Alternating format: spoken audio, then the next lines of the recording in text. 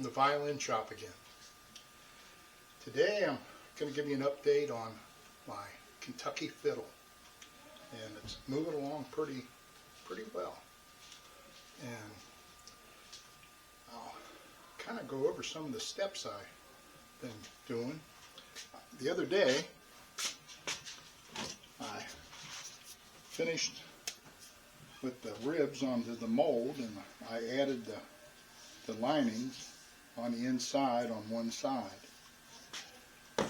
Then I traced it on the back of my maple and cut out the maple blank. And I'm getting ready to basically carve it down with, this is really hard maple. And let me talk about this piece of wood a little bit.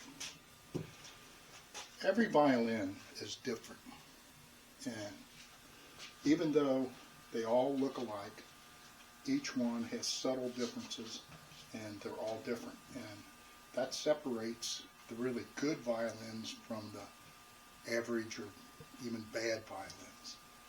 And this piece of wood, when I found it, not only did it have a tap tone that was bright, but it also was mellow at the same time, and that's hard to even describe.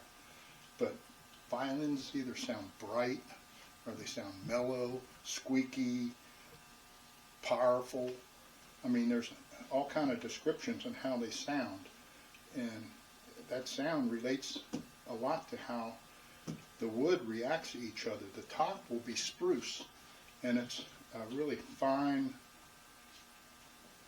grain wood that it's real straight and it vibrates real well, and how the two interact, that's how the violin sounds.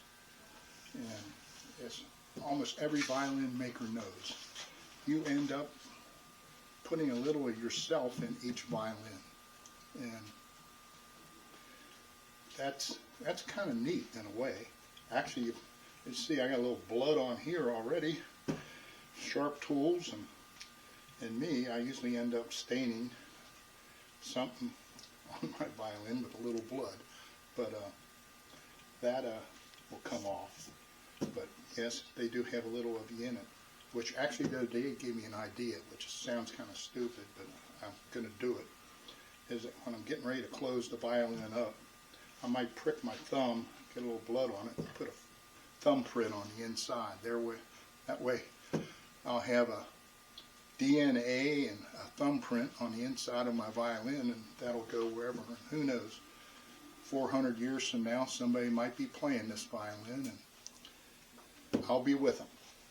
But so basically, in the next few days, I'll be taking this back plate down.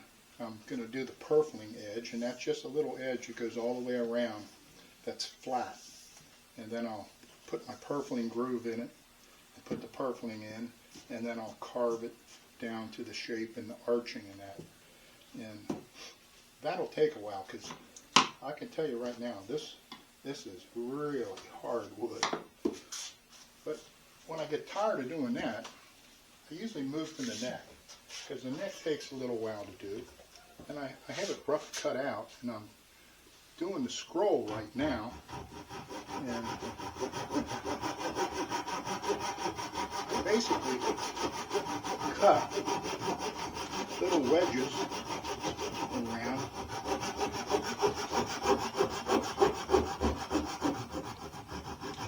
and it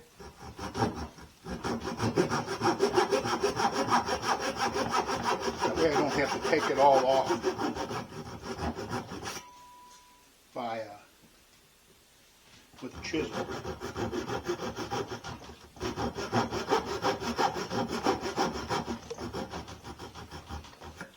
Even though I do pop them off with a chisel.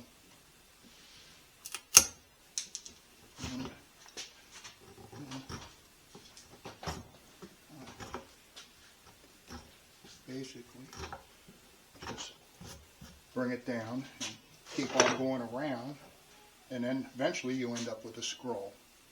So that's pretty much where I am. The Kentucky fiddle's moving along, And next time you see it, the back plate should be finished on the top side of it, and then I'll turn it over and I'll be carving out the back. And that's where it gets interesting, because you have to meet certain measurements of thickness so that it vibrates right. So, till next time, see you later.